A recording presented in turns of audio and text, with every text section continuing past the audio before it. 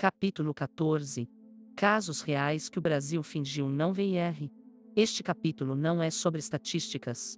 É sobre rostos, sobre nomes, sobre histórias que foram encobertas pelo barulho do cotidiano, pela lentidão dos processos ou pela simples e pura indiferença nacional. São os casos que, quando pipocam no noticiário, geram uma semana de comoção virtual e depois são arquivados na pasta assunto resolvido da nossa memória coletiva. O Brasil é especialista em fingir que não vê. Aqui, vamos encarar o que foi soterrado. O abandono como política, da casa para o corredor do hospital. Em junho de 2025, uma senhora de 72 anos passou 26 dias internada em um hospital de Belo Horizonte após o fim do tratamento. Ela estava curada, mas não tinha para onde ir. A família se recusou a levá-la de volta, alegando que precisava de muitos cuidados e que não tinha estrutura. A promotoria foi acionada, lembrando que abandono é crime. Enquanto isso, a idosa ocupava um leito do SOS e sua vida virou um impasse administrativo. Este não é um caso isolado, é a ponta de um iceberg de gelo humano. Apenas em 2025, foram registrados 332 casos oficiais de abandono de idosos no Brasil. Em 2024, foram 734, um aumento de 55% em relação a 2023. Em alguns hospitais, como o Metropolitano Dr. Célio de Castro, há registros de pessoas abandonadas por mais de 200 dias. O que esses números escondem?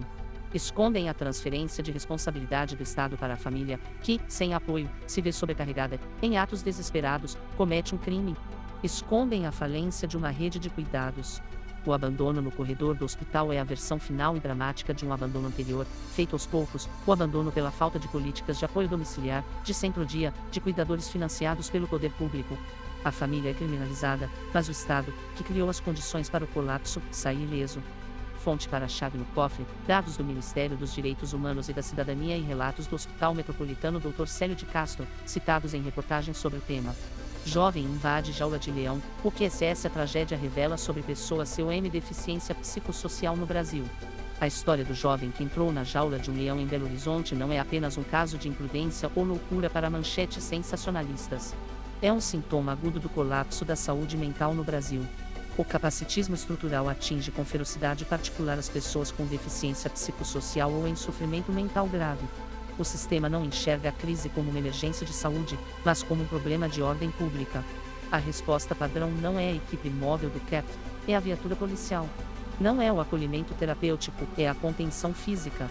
Essa tragédia específica escancara uma sequência de falhas. 1. A falta de serviços de saúde mental acessíveis e resolutivos, que poderiam ter intervindo antes. 2. A completa despreparação das instituições como o zoológico para lidar com uma crise de saúde mental, sem protocolos que priorizem a preservação da vida humana em sofrimento. 3.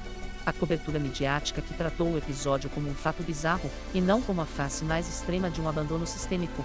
O Brasil finge não ver a epidemia de sofrimento psíquico até que ele se manifeste de forma espetacular e violenta.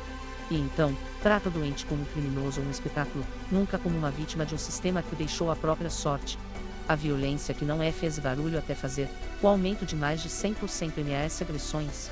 Enquanto os homicídios gerais no Brasil caíram em 2023, um relatório do Atlas da Violência 2025 revelou um dado estarrecedor: a violência contra pessoas com deficiência cresceu mais de 100%. Esta é a violência que acontece entre quatro paredes, longe das estatísticas da polícia, mas não dos prontuários de saúde. O perfil é brutal. O cenário mais comum é o doméstico. 11.344 notificações de violência ocorreram no ambiente familiar. Pessoas com deficiência intelectual são as mais atingidas, com taxas de letalidade especialmente altas. Mulheres com deficiência são vítimas de violência em proporções assustadoramente maiores do que os homens. Esta violência é filha direta do capacitismo. A vítima é vista como mais frágil, menos crível e mais dependente. O agressor, muitas vezes um familiar ou cuidador, age na certeza da impunidade, apostando que a sociedade duvidará da palavra de quem tem uma deficiência. É uma violência que se alimenta da invisibilidade e da presunção de incompetência. O Brasil não vê porque não quer olhar para dentro de suas próprias casas.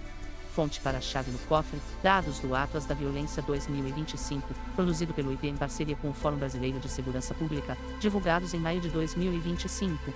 O aluno cego que passou no vestibular em EAS não tinha material em braille. Esta história se repete em dezenas de universidades todo ano. Um estudante cego conquista sua vaga na universidade pública, superando todas as barreiras educacionais anteriores. No primeiro dia de aula, descobre que a biblioteca não tem os livros da bibliografia em braille ou formato digital acessível. Os professores enviam slides em PDF como imagem, intransponíveis para o leitor de tela. As aulas são expositivas, com gráficos e equações escritos no quadro, sem descrição. A inclusão termina na portaria. A universidade cumpriu a cota, lavou sua consciência social, mas não cumpriu o dever de fornecer educação. O aluno é colocado na posição humilhante de ter que pedir, um a um, a cada professor, a cada semestre, que adapte seu material. A mensagem: sua presença aqui é um favor nosso. Adaptar-se é um problema seu. A mulher surda que morreu SM diagnóstico porque ninguém soube Sergipe comunicar. Relatos como este são comuns nas entrelinhas de falhas no SOS. Uma mulher surda, usuária de Libras, chega à emergência com uma dor aguda. Não há intérprete. Os médicos e enfermeiros tentam se comunicar por bilhetes, gestos ou gritando. O diagnóstico é impreciso. O tratamento inadequado. A piora é inevitável. A causa mortis talvez seja complicações de uma infecção não tratada. A causa real é complicações de uma comunicação negada. A LBI garante o atendimento acessível. Mas quantos hospitais têm intérpretes de Libras 24 horas? Quantos prontuários têm um campo para a forma de comunicação preferencial do paciente? A negligência linguística é uma sentença de morte para quem não ouve. E o sistema registra apenas a morte biológica, nunca o assassinato burocrático que a precedeu. O trabalhador COM mobilidade reduzida demitido POF cortes após pedir banheiro acessível. Ele foi contratado pela cota. Cumpria suas funções com excelência.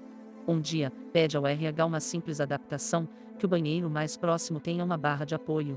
A empresa arrasta os pés, alega reforma complexa, custo elevado. Poucas semanas depois, ele é chamado e demitido dentro de um pacote de cortes que, coincidentemente, só atingiu a ele. A justificativa é reestruturação. A motivação real é o incomodo do custo da inclusão. A lei de cotas colocou o corpo com deficiência dentro da empresa.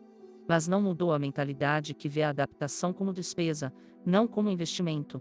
A demissão por retaliação disfarçada é uma das barreiras mais difíceis de provar e uma das mais comuns de acontecer. O trabalhador é punido por ousar exigir um direito. A candidata COM nanismo reprovada no teste físico do concurso que media a altura. Um edital para um cargo administrativo exige, em seu teste físico, que o candidato alcance um objeto a 1,80 metro de altura. Uma mulher com nanismo é automaticamente reprovada. O cargo não tem qualquer exigência funcional relacionada à altura. O teste é um filtro capacitista disfarçado de neutralidade. Ele não avalia a capacidade de realizar as funções, mas a adequação a um padrão corporal arbitrário. Esses editais são a Esparta contemporânea em ação. Eles eliminam sumariamente qualquer corpo que não se encaixe no molde.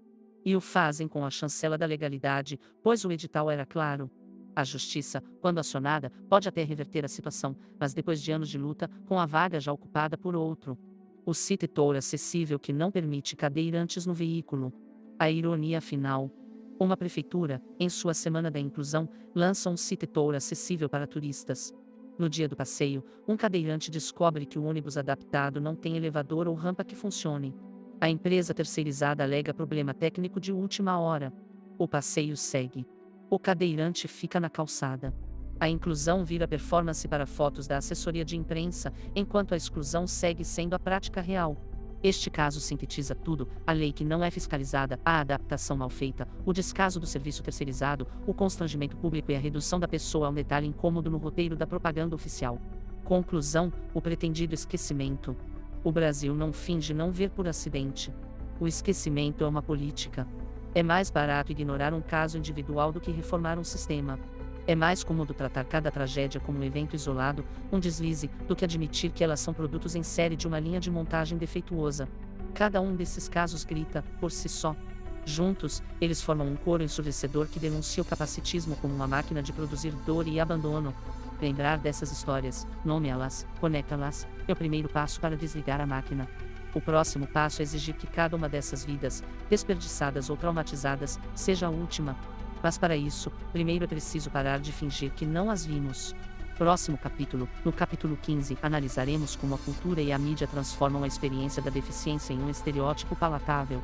Em cultura, mídia e o herói superação, o estereótipo que mata, veremos como a narrativa da superação serve para acalmar a consciência coletiva e manter as pessoas com deficiência em um lugar impossível, o de sempre inspirar, nunca de simplesmente viver. Prepare-se para desmontar os contos de fada que escondem a realidade.